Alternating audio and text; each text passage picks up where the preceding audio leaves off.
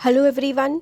इस वीडियो में हम लोग देखेंगे जो आपकी क्लास 6 है बालराम कथा का चैप्टर 3 दो वरदान। राजा दशरथ के मन में एक ही इच्छा बची थी, राम का राज्य अभिषेक, उन्हें युवराज का पद देना। अयोध्या लौटने के बाद से ही उन्होंने राम को राजकाज में शामिल करना शुरू कर दिया था। मतलब जब उनकी शादी हो गई थी उसके बाद जब सब लोग अयोध्या आ गए थे तो उन्होंने राम को ना जो राजकाज का काम था, मतलब जो वही है ना किंगडम का जो काम होता है, उसमें हेल्प लेनी राम की शुरू कर दी थी।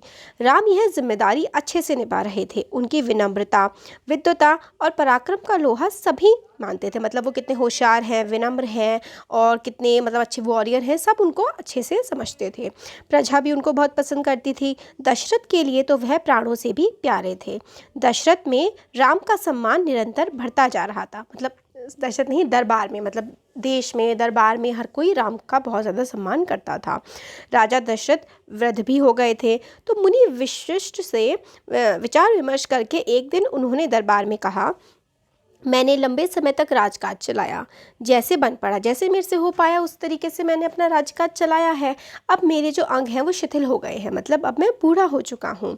मैं चाहता हूँ कि जो कार्यभार है अब राज्य का, वो सारा का सारा मैं राम को सौंप दूँ। अगर आप सब लोग सहमत हैं तो राम को युवराज का पद दे दिया जाए। अगर आपकी राय इससे अलग है तो मैं उस पर भी विचार करने के लिए तैयार हूँ। मतलब जो राजा दशरथ है वो अपने दरबारियों से कह रहे हैं कि मैं चाहता हूँ कि राम को युवराज बना दूँ, पर अगर आप लोग कुछ अलग सोचते हैं तो आप बताइए, उस पर भी हम विचार करेंगे। तो सभा में एक जैसी ध्वनि उठ गई कि राजा दशरथ के प्रस्ताव का जो है स्वागत है। राम जो है वो सबसे योग्य हैं और राम को सब लोग बहुत ज़्यादा पसंद करते हैं, इसलिए राम के नाम की जय जयकार होने लगी। दशरथ थोड़ी देर तक सुनते रहे, संतोष के साथ, उन्हें काफ़ी अच्छा लगा। उन्होंने कहा, शुभ काम में देरी नहीं करनी चाहिए। मेरी इच्छा है कि राम का राज्य अभिषेक कल सुबह कर दिया जाए। ये समाचार पलक झपकते ही कि राम का राज्य अभिषेक होगा, उनको युवराज बना दिया जाएगा, ये बात पूरे के पूरे नगर में फैल गई और राज्य अभिषेक की तैयारियां भी शुरू हो गई। भरत और शत्रुघ्न जो थे उस समय अयोध्या में नहीं थे, वो अपने नाना केकई राज के यहाँ पर गए हुए थे। भरत जब भी अयोध्या लौटने की बात करते, नाना उन्हें रोक लेते। भरत की अयोध्या की घटनाओं की सूचना नहीं थी, मतलब अयोध्या में क्या चल रहा है भरत को ये सब कुछ पता नहीं था। उन्हें अपने पिता के निर्णय के संबंध में भी कुछ नहीं पता था कि राम को जो है युवराज का पद दिया जा रहा है, ये सब कोई भी बात भरत को नहीं पता थी। अगले दिन राम का राज्याभिषेक होने वाला था। केकई से एक दिन में भरत और शत्रुघ्न का आना संभव नहीं था। केकई राज था ना, जहाँ पर उनके नानी का घर था भरत और शत्रुघ्न की, तो वहाँ से आना एक दिन में अयोध्या संभव नहीं था। राजा दशरथ ने इस संबंध में राम से चर्चा की, तो राजा दशरथ ने फिर राम से चर्चा की, ये कहा कि भरत यहाँ पर नहीं है, मैं चाहता हूँ कि राज्य अभिषेक जो है इसका कार्यक्रम रोका ना जाए। उन्होंने राम से कहा, जनता भी तुम्हें अपना राजा मान चुकी है, तुम राजधर्म का पालन तुम्हें करना ही पड़ेगा। कुल की मर्यादा की रक्षा अब तुम्हारे हाथ में है। राज्य अभिषेक की तैयारियां रानी कैकई की दासी ने भी देख ली। शुरू में उसे इस चहल पहल का कारण समझ में नहीं आ रहा था कि मतलब राज्याभिषेक की तैयारी वगैरह शुरू हो गई है, तो जो कैकई थी ना, रानी कैकई, उसकी जो दासी थी मंत्रा, उसे देखा कि इतनी चहल पहल हो रही है, तैयारियां चल रही है, हो क्या रहा है। उसे लगा कि कोई अनुष्ठान होना होगा मतलब एक राजधानी में तो ये सब चलता ही रहता है, इतनी ज़्यादा सजावट हो रही है, इतनी ज़्यादा मतलब रौनक है, तो ये ऐसा क्या कुछ अलग सा ही अनुष्ठान होने वाला है, ऐसा तो पहले मैंने कभी देखा नहीं। उसे काफ़ी फिर अचंभा होने लगा। फिर उसने रानी कौशल्या की दासी से पूछा, तब उसे पता चला कि कल तो राम का राज्याभिषेक होने वाला है और उसी के लिए ही ये सारा उत्सव मनाया जा रहा है। मंथरा तो जल भुन गई बिल्कुल। राम का राज्याभिषेक तो उसे एकदम षड्यंत्र जैसा लगा, केकई के विरुद्ध लगा। वो तो केकई की दासी थी, बचपन से ही केकई को बहुत ज़्यादा प्यार करती थी, सोचती थी केकई का जो हित है वो ही जानती है और वही सर्वोपरि है, कि मतलब केकई के लिए अच्छा सोचती थी वो हमेशा। तो मंथरा को लगा कि भाई राम का राज्याभिषेक तो केकई के हित में बिल्कुल भी नहीं है। वह केकई की मुँह लगी भी हुई थी। रानी केकई भी उसे बहुत मानती थी, मतलब जो वो कहती थी रानी केकई सुन लेती थी। तो क्रोध से आग बबूला हो गई कि जब पता लगा, मंथरा को जब पता लगा कि जो है राम का राज्याभिषेक होने वाला है, इससे तो बहुत ही ज़्यादा क्रोध में आ गई, गुस्से में आ गई मंथरा, और रानी केकई के पास वो भागी, सीधे केकई के कक्ष में पहुंची और हाफ रही थी। चेहरे पर इतना ज़्यादा गुस्सा था कि वो लाल पड़ चुका था। भागने के कारण सांस भी उखड़ गई थी और उसने रानी केकई को सोते हुए देखा कि रानी केकई तो सो रही हैं। किसी तरह से स्वयं को उसने खुद को संभाला मंथरा ने और कहा, ए मूर्ख रानी उठ, तेरे ऊपर इतनी भयानक विपदा आई पड़ी है और ये समय कोई सोने का है, तू सोई पड़ी है, होश में आ जा, विपत्ति का पहाड़ टूटने से पहले जाग जा। रानी कैकई नींद से चौंकर उठ गई। उसने मंथरा की बात समझ में नहीं आई कि मंथरा इतनी मतलब क्या है, इतनी क्यों घबराई हुई है और ये सब क्यों बोल रही है। तो फिर पूछती है रानी कैकई मंथरा से कि सब कुछ ठीक तो है, तो सब कुछ मंगल तो है। तो मंथरा बोलती है कि भाई क्या ठीक है, क्या मंगल है, सब कुछ अमंगल ही अमंगल है, तुम्हारे सुखों का तो समझ लो अंत आने वाला है। महाराजा दशरथ ने कल राम का राज्याभिषेक करना घोषित कर दिया है और राम को युवराज बनाने जा रहे हैं वो। तो कैकई कहती है ये तो बड़ा शुभ समाचार है, इससे तो मतलब बहुत अच्छी बात है। तो और खुशी में रानी कैकई ने अपने गले का हार जो है, गले में जो हार पहन रखा था वो उतार करके मंथरा को दे दिया कि भाई मैं तो बहुत खुश हूँ। ऐसा बोलने लगी रानी कैकई कि राम को युवराज पद मिल रहा है और राम ही सबसे ज़्यादा युवराज पद के योग्य हैं। फिर ये बोलती है मंथरा कि रानी तुम्हारी क्या बुद्धि फिर गई है, मति मारी गई है, सवाल राम की योग्यता का नहीं है, राजा दशरथ के षड्यंत्र का है, तुम्हारे अधिकार को छीने जाने का है। मंथरा ने हार को दूर फेंक दिया, जो रानी कैकई ने दिया था वो फेंक दिया। कहा ये षड्यंत्र नहीं तो क्या है, कल सुबह राज्याभिषेक है, भरत को जानबूझकर ननिहाल भेज दिया गया है, समारोह के लिए बुलाया भी तक नहीं गया। कैकई का स्वर्ग उग्र हो गया। उसने अब फिर ये सब मंथरा बोले जा रही थी तो कैकई को गुस्सा आ गया कि मतलब महाराज दशरथ को कह रही है षड्यंत्र कर रहे हैं, और इस तरीके की बातों से कैकई को बहुत ज़्यादा गुस्सा आ गया। उसने मंथरा को डांटा और कहा, राम के प्रति मेरा अगाध स्नेह है, राम मुझे बहुत प्यारा है, वो मुझे माँ के समान मानता है, तुम्हें इसमें क्या षड्यंत्र दिखाई देता है? इसमें कोई षड्यंत्र नहीं है।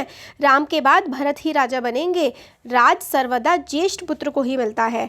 तो मतलब कि राज जो है वो हमेशा सबसे बड़े बेटे को मिलता है, राम सबसे बड़े हैं तो उनको ही मिलेगा। मंथरा पर इस फटकार का कोई भी प्रभाव नहीं पड़ा, मतलब जो रानी कैकई ने डांट दिया मंथरा को, कोई फर्क नहीं पड़ा। उसके लिए तो राजा दशरथ का ही षड्यंत्र ही था। वो रानी कैकई के पलंग पर बैठ गई और निकट गई रानी कैकई की और बोली। कैकई के चेहरे को देखते हुए उसने कहा, तुम बहुत ही भोली हो। कौन? मंथरा कैकई से कह रही थी कि तुम तो बहुत ही भोली हो रानी, नादान हो, तुम्हें जो संकट आ रहा है तुम पे ये तुम्हें समझ नहीं आ रहा, दुख की जगह तुम खुश हो रही हो। इस बुद्धि पर किसी को तरस आएगा, मुझे तो तुम पे इतना तरस आ रहा है, जहाँ पर तुम्हें दुखी होना चाहिए तुम उल्टा खुश हो रही हो। रानी ये बात समझो, राम राजा बनेगा तो तुम कौशल्या की दासी बन जाओगी, राम जो है भरत को भी दास बना लेगा, वो राजा नहीं बनेगा। राम के बाद अगला जो है राजा बनेगा वो राम का पुत्र बनेगा। अनर्थ को अर्थ समझने की मूर्खता जो है तुम बेवकूफ़ी कर रही हो कि अब तो सब कुछ राम का ही हो गया, भरत को कुछ भी नहीं मिलने वाला। राम को राज्य मिलेगा, वो भरत को देश से निकाल देगा, भरत को दंड देगा, तिरस्कार से। ये जो इतना बुरा भरत के साथ होने वाला है उससे तुम भरत की रक्षा करो। रानी कोई उपाय करो जिससे राजगद्दी भरत को मिले और राम जो है उसको जंगल भेज दिया जाए। कैकई पर मंथरा की बातों का थोड़ा थोड़ा सा असर होने लगा कि भाई भरत के साथ कहीं ऐसा ना हो जाए। उसका सर चकराने लगा, वो पलंग से उठी तो उसके पाँव सीधे नहीं हो रहे थे। कैकई की अब आंखों में आंसू आ गए, मन भी भारी हो गया। जो पहले वो खुश हो रही थी अब उसको काफ़ी गुस्सा आने लगा। मंथरा के जो तर्क थे वो अब उसे सच्चे लगने लगे। तो फिर वो कहती है कैकई मंथरा से कि अब तुम ही बताओ कि मैं क्या करूं। कैकई आंसू पोंछते हुए मंथरा से कहने लगी ये बात। मंथरा पलंग से उठी, कैकई के पास जाकर खड़ी हो गई। उसने कहा, याद करो रानी, महाराज दशरथ ने तुम्हें 2 वरदान दिए थे। दशरथ से अपना वचन पूरा करने को कहो। एक से भरत के लिए राजगद्दी मांग लो, दूसरे से राम को 14 वर्ष का वनवास मांग लो। तो इसमें आइडिया देती है मंथरा कैकई को, कहती है कि तुम्हें ना राजा दशरथ को 2 वचन मतलब तुम्हें देने का राजा वचन दशरथ ने वो किया था, प्रण किया था। एक में तो तुम ना भरत को राजा बनाने के लिए मांग लो और एक वचन में 14 सालों के लिए राम को कह दो कि वो वनवास भेज दे राजा दशरथ। तो कैकई का चेहरा तमतमाया हुआ था, उसे मंथरा की बात अब ठीक लगने लगी। उसके मन में एक ही प्रश्न था, यह बात दशरथ से कैसे कहेंगी? उन्हें रानीवास बुलाएं या फिर प्रतीक्षा करें? मंथरा ने कैकई के मन की बात भांप ली कि भाई अब कैकई सोच रही थी कि किस तरीके से वो राजा दशरथ से ये बात कहेंगी। तो मंथरा ने कहा रानी कैकई से कि तुम ना बिल्कुल मैले कपड़े पहन करके कोप भवन में चली जाओ। कोप भवन जहाँ पे मतलब जो काला सा होता है, ज़्यादा मतलब दुखी होते हैं तब जाते हैं। और महाराज दशरथ जब तुम्हारे पास आए तो उनकी तरफ देखना भी मत। तो जब महाराज दशरथ आएंगे तो ना, मंत्रा कहती है तुम तो दशरथ की प्रिय रानी हो, तुम्हारा दुख वो देख नहीं पाएंगे। बस उसी समय उनसे 2 वचनों की बात उन्हें याद दिलाना और 2 वचन मांग लेना। फिर रानी कैकई कहती है कि हाँ मैं ऐसा ही करूँगी। महाराज का जो ये षड्यंत्र वो रच रहे हैं ना मेरे बेटे भरत के खिलाफ, उसको मैं सफल नहीं होने दूंगी। मंत्रा का तो लक्ष्य पूरा हो गया था। चलते चलते उसने रानी कैकई से कहा, राम के लिए 14 वर्ष से कम वनवास मत मांगना। भरत इतने समय में राजकाज संभाल लेंगे। जब तक राम लौटेंगे लोग तो उन्हें भूल भी चुके होंगे। अब जल्दी करो रानी, समय जो है ना वो बहुत ही कम है। रानी कैकई कोप भवन में चली गई। मंत्रा रानीवास से निकल गई। दिन भर की गहमा गहमी के बाद महाराज दशरथ को रानियों की याद आई। तुरंत रानीवास की ओर चल पड़े उन्हें शुभ समाचार देने। सबसे पहले वह कैकई के कक्ष की ओर मुड़े। कैकई वहाँ पर थी नहीं। सबसे पहले राजा दशरथ कैकई के कक्ष में गए, बट कैकई तो वहाँ थी नहीं। प्रतिहारी मतलब जो बाहर खड़े रहते हैं उनसे पूछा तो पता चला कि वो कोप भवन में है। दशरथ को काफ़ी ज़्यादा चिंता हो गई। कैकई कोप भवन में पर क्यों है? क्या इसलिए कि उन्हें अब तक सूचना नहीं मिली? मैं उन्हें अवश्य मना लूँगा। दशरथ ने सोचा कि कैकई मतलब नाराज़ तो नहीं हो गई कि मतलब अभी तक मैंने उन्हें बताया नहीं कि कल राम का राज्याभिषेक है। तो अब दशरथ ने सोचा कि मैं मना लूँगा, कोई बात नहीं। दशरथ को उपवन का दृश्य देखकर हैरान हो गए। उन्हें कुछ समझ में नहीं आया। कैकई ज़मीन पर लेटी हुई थी, बाल बिखरे हुए, गहने कक्ष में बिखरे हुए, कपड़े भी मैले थे। तो मतलब इधर उधर बहुत ज़्यादा दुखी थी कैकई। तो राजा दशरथ ने सोचा कि ये क्या हो गया। पूछा कि तुम्हें किस बात का दुख है, क्या हो गया, मुझे बताओ। क्या तबीयत ठीक नहीं है? राज्य वैद्य को बुला देते हैं फिर हम। दशरथ ने कई सवाल पूछे पर कैकई ने कोई उत्तर नहीं दिया। कैकई बस रोती रही। तुम मेरी फिर राजा दशरथ जो है वो बोलते हैं कि तुम मेरी सबसे प्रिय रानी हो। मैं तुम्हें प्रसन्न देखना चाहता हूँ। तुम्हारी खुशी के लिए मैं कुछ भी कर सकता हूँ, कुछ भी, धरती आसमान एक कर सकता हूँ। दशरथ ने कैकई को मनाने का बहुत ही ज़्यादा प्रयास किया पर उसे कोई भी उत्तर नहीं मिला। मतलब दशरथ को कोई उत्तर नहीं मिला, वो इतना मनाने की कोशिश कर रहे थे। दशरथ भी भूमि पर बैठ गए, विनती करते रहे।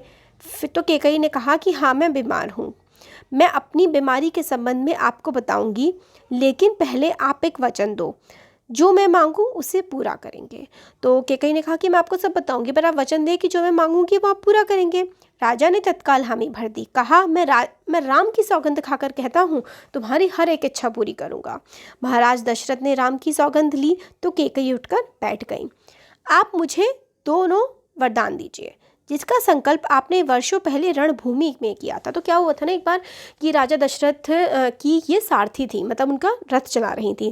तो राजा दशरथ युद्ध लड़ते हुए मूर्छित हो गए थे, मतलब बेहोश हो गए थे। तो ये मतलब उनको बचा करके रणभूमि के बाहर ले गई थी और जिसकी वजह से दशरथ की जान बच गई थी। तो उस समय पर दशरथ ने कहा था कि तुम मुझसे कोई भी 2 वचन मांगना और वो वचन मैं तुम्हारे ज़रूर पूरे करूँगा। कैकई से उन्होंने कहा था। तो अब कैकई वही 2 वचन मांगने लगी। महाराज दशरथ ने कहा कि हाँ ठीक है मांग लो।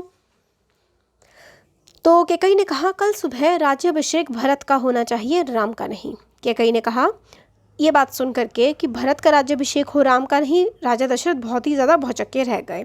उस पर व्रजबात सा हुआ, मतलब बहुत ही ज़्यादा एक जैसे था कि कुछ गिर गया सर पे आकर के, ऐसा उन्हें लगा। रुक कर कैकई बोली कि राम को 14 वर्ष का वनवास हो, मतलब राजा जो है वो भरत बने और राम को वनवास दिया जाए, इस तरीके की बातें करने लगी। राजा दशरथ का चेहरा सफ़ेद पड़ गया, अवाक रह गया और मतलब एकदम से उनका सर चकरा गया और वो बेहोश होकर के गिर पड़े। कुछ देर बाद राजा को होश आया, कैकई की ओर देखा, बड़े कातर भाव से बोले यह तुम क्या कह रही हो? मुझे विश्वास नहीं होता कि मैं सही सुन रहा हूँ। कि मतलब विश्वास ही नहीं हो रहा था राजा दशरथ को कि रानी कैकई ऐसा बोल रही हैं। कैकई मगर इस बात पर अड़ी रही। दशरथ कैकई की मांग को अस्वीकार करते रहे, बोलते रहे अनर्थ बातें कर रही हो तुम कैकई। तब कैकई ने अंतिम हथियार चलाया कि मतलब तुम ये सब क्या कह रही हो। राजा दशरथ बोलने लगे और ये सब नहीं हो सकता। तो कैकई ने बोला अपने वचन से पीछे हटना रघुकुल का अनादर है, कि मतलब आप अगर अपना वचन पूरा नहीं करेंगे तो रघुकुल का अनादर हो जाएगा। आप चाहें तो ऐसा कर सकते हैं पर तब आप दुनिया को मुंह दिखाने योग्य नहीं रहोगे। रही मेरी बात, आप वरदान नहीं देंगे तो मैं विष पीकर आत्महत्या कर लूँगी, यह कलंक आपके माथे होगा। तो कहने लगी कि आप अगर, वो कहते ना कि रघुकुल रीत सदा चली आई, प्राण जाए पर वचन न जाए। तो इसी तरीके की रीत चली आई थी रघुकुल में। तो कैकेयी कहने लगी कि अगर आप अपना वचन पूरा नहीं करेंगे तो कोई बात नहीं, मेरे को तो कोई दिक्कत नहीं है, मगर जो ये रघुकुल की रीति है ना, ये सारी मिट्टी में मिल जाएगी, और मेरा क्या है, मैं तो विष पी करके आत्महत्या कर लूँगी और उसका पाप भी आपके सर चढ़ेगा। राजा दशरथ यह सुन नहीं सके, दोबारा से बेहोश हो गए। रात भर बेसुध पड़े रहे। बीच बीच में होश आता, कैकेयी को समझाते, गिड़गिड़ाते, धमकाते, डराते, मगर कैकेयी टस से मस ना हुई और सारी रात इसी तरीके से बीत गई। तो ये चैप्टर जो है 2 वरदान वाला, ये कंप्लीट हो गया है। कैसा लगा वीडियो ज़रूर बताइए। अच्छा लगा तो लाइक करिए, चैनल को सब्सक्राइब करिए और अपने फ्रेंड्स के साथ भी शेयर करिए। Thank you.